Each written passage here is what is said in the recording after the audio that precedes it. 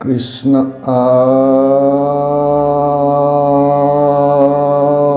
হৰি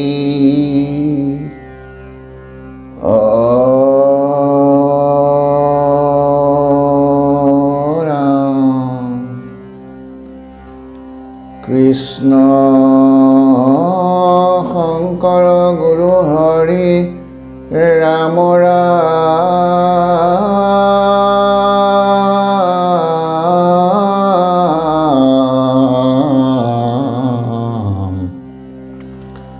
হৰি ৰাম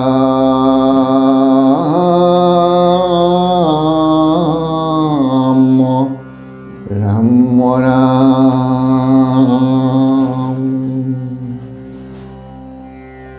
নামঘোষা উপদেশ। একান্ত ভকত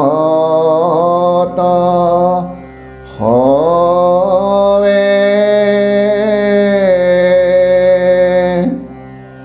নিৰ্গুণ কৃষ্ণৰ গুণ গাৱে সদা মহিয়া যথাত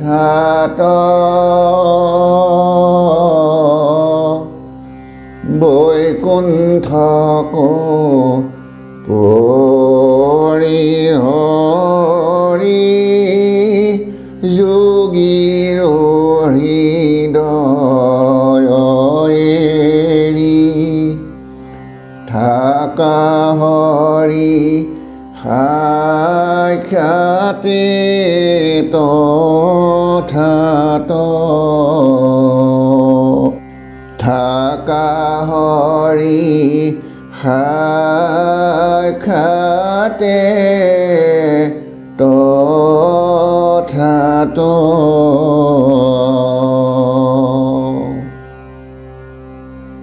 মহাপুৰুষ মাধৱদেৱৰ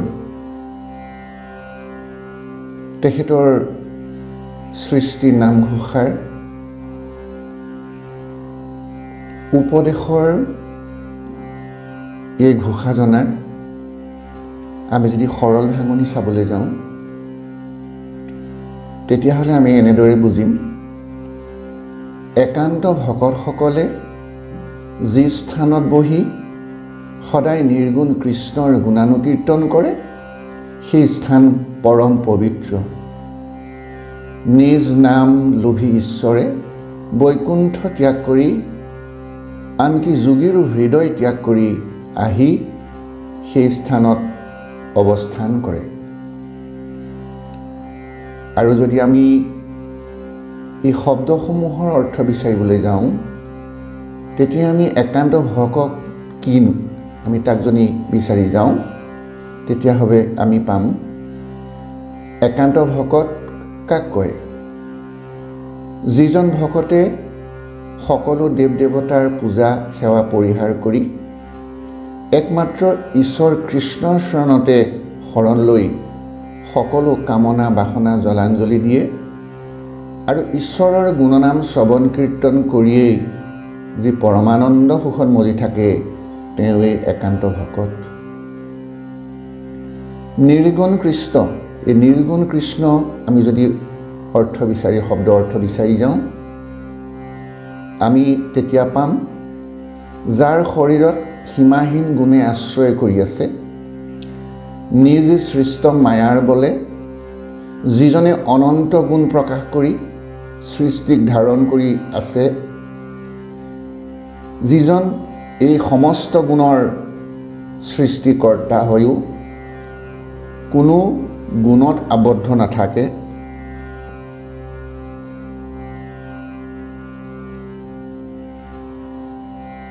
তেওঁৱেই নিৰ্গুণ কৃষ্ণ।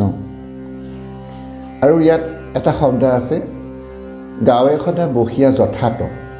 এই যথাত শব্দৰ অৰ্থ যদি আমি বিচাৰি যাওঁ, যি স্থানত,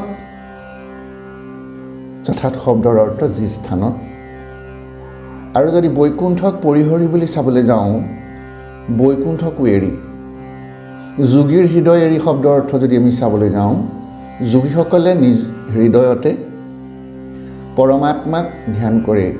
সেইবাবে পৰমেশ্বৰ যোগীসকলৰ হৃদয়ৰ জ্যোতিৰূপে প্ৰকাশ হয়। সমাধিত যোগীসকলে আনন্দময় জ্যোতিৰ্ময় ব্ৰহ্মক দেখি মহা সন্তুষ্টি লাভ কৰে। এনেহেন হৃদয়কো ভগৱানে এৰি থৈ আহে। আমি তাৰ বিস্তৃত ব্যাখ্যা যদি চাবলৈ যাওঁ, যি স্থানত হৰিৰ একান্ত ভক্তসকলে সমবেতভাৱে হৰিৰ চৰণ চিন্তা কৰি হৰি গুণনাম কীৰ্তন কৰি জীৱন যাপন কৰে, সেয়াই পৰম পুণ্যস্থান। তোমাৰ চৰণ চিন্তি যথাত ভকত থাকৈ, সেহি পুণ্য সেহি তীৰ্থস্থান। তোমাৰ অমৃত কথা ধাৰায় বহৈ যথা, তাক যিটো জনে কৰৈ পান।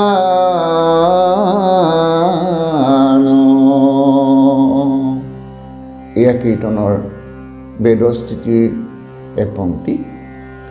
ভগৱান শ্ৰীকৃষ্ণৰ জন্ম কৰ্মৰহিত নিৰ্গুণ অজব্ৰহ্ম পুৰুষ, কিন্তু ভক্তৰ প্ৰীতি সাধন হেতু নানা স্থানত নানা ৰূপত অৱতাৰ গ্ৰহণ কৰে। প্ৰত্যেক অৱতাৰতে বিভিন্ন লীলাৰ মাজেদি কেতবোৰ অলৌকিক কাৰ্য সংঘটিত কৰে।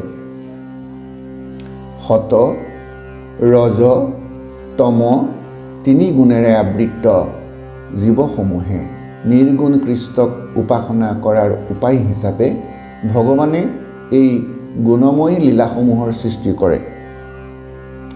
যেতিয়া জীৱই ভগৱানৰ এই গুণময়ী লীলাসমূহ অহৰহ শ্ৰৱণ কীৰ্তন কৰে, তেতিয়াই জীৱৰ ঈশ্বৰৰ পৰম নিৰ্গুণ জ্ঞানৰ উপলব্ধি হয়।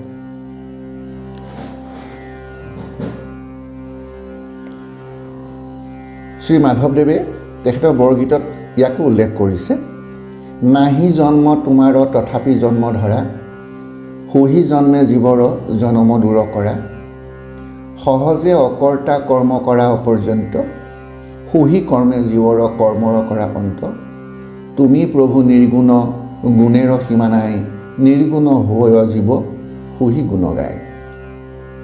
ভগৱন্ত কৃষ্ণই মৰ্ত্যলোকত অৱতাৰ গ্ৰহণ কৰি যি গুণলীলা প্ৰকাশ কৰিলে, সেয়ে নিৰ্গুণ কৃষ্ণ গুণ।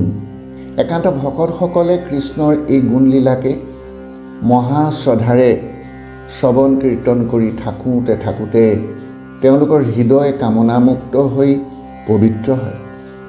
এই একান্ত ভক্তসকল ঈশ্বৰৰ বাসস্থান বৈকুণ্ঠ আৰু যোগীসকলতকৈও ঈশ্বৰৰ অধিক প্ৰিয়।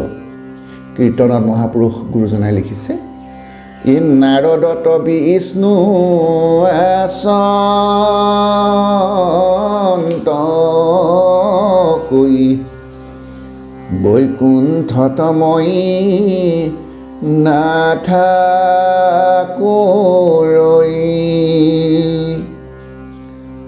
যোগী ৰহিয়া এৰি সমুদায়, থাকো ভকতৰ কীৰ্তন চাই। যি স্থানত হৰিৰ একান্ত ভক্তসকলে সদায় নিৰ্গুণ কৃষ্ণৰ গুণনাম শ্ৰৱণ কীৰ্তন কৰি থাকে, সেই স্থান বৈকুণ্ঠ সদৃশ পবিত্ৰ। হৰিয়ে বৈকুণ্ঠ এৰি যোগীসকলৰ হৃদয়ো শূন্য কৰি সেই পবিত্ৰ স্থানত অৱস্থান কৰেহি।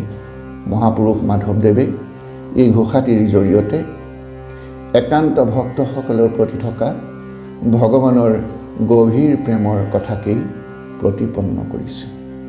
কৃষ্ণ।